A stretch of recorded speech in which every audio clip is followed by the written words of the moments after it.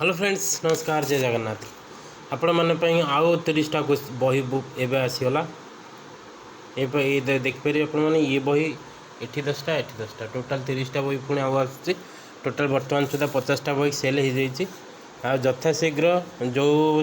पिला माने फ्रेंड्स माने बुक नहीं से माने जदि रिव्यू आम वीडियो शेयर करते बहुत बढ़िया होता अन्य पिला मानक भी अन्य प्रत्येक जो माने भी माने पढ़ा चाहते ओपीसी पीजीटी हो एसएससी पीजीटी हो एग्जाम देवा चाहते जेकोसी पीजीटी एग्जाम आप दौरान ना कहीं आपण मानक ये बहीटा बहुत हेल्पफुल हम ओके ये आमर सब्जेक्ट कौन रही देख प्रीवियस ईयर पेपर आपण मानक देखा पाइब जोटा कि OPSC PGT SSC PGT and OPSC lecture मैंने ओपीएससी जूनियर लेक्चर जो होता 2017 में ओपीएससी पीजीटी 2024 जो एग्जाम होता तार फुल पीडीएफ पाइब ता सहित माने पीडीएफ माने बही रे ही अच्छी सब क्वेश्चन अच्छी प्रीवियस ईयर पेपर सब क्वेश्चन अच्छी ता एसएसबी 2023 क्वेश्चन अच्छी ता सहित आमर business environment financial accounting cost and management accounting business study business statistics business mathematics entrepreneurship business regulatory framework and banking and financial services ये 10टा यूनिट सहित प्रीवियस ईयर पेपर क्वेश्चन अच्छी ता सहित ये बही आपण मैंने टोटाल 5000 पाखापाखि क्वेश्चन आप पाइबे सहित पूरा डिटेल थ्योरी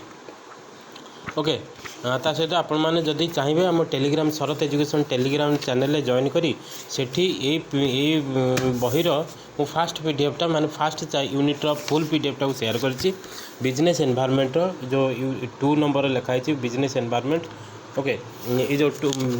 आर पीडीएफटा मु पूरा शेयर करछि सेठी आपण माने देख परिबे ता सहित आपण माने बुक्सटा मते ऑर्डर कर परिबे आ बुक्स रो कॉस्ट मात्र रहबो 740 रहबो आउ यही नंबर रे माने 9861223439 9861223439 ये नंबर मते कांटेक्ट कर परिबे आउ आपण माने बुक्स मत ऑर्डर करी नहीं परिबे देखो ये ला पीजीटी कॉमर्स बही ओपीसी पीजीटी आपण एग्जाम दियंतु ओएबीएस दियंतु किंबा एसएसबी दियंतु किंबा लेक्चर एग्जाम दियंतु जूनियर लेक्चर एग्जाम दियंतु जहाँ दौरान आपण मानकर ये 10टा यूनिट से रहिबो ता सहित एक्स्ट्रा जहाँ भी रहिबो आपण माने अलग सोर्स देखिए क्वेश्चन देख भरी अच्छी सहित सब थ्योरी को पूरा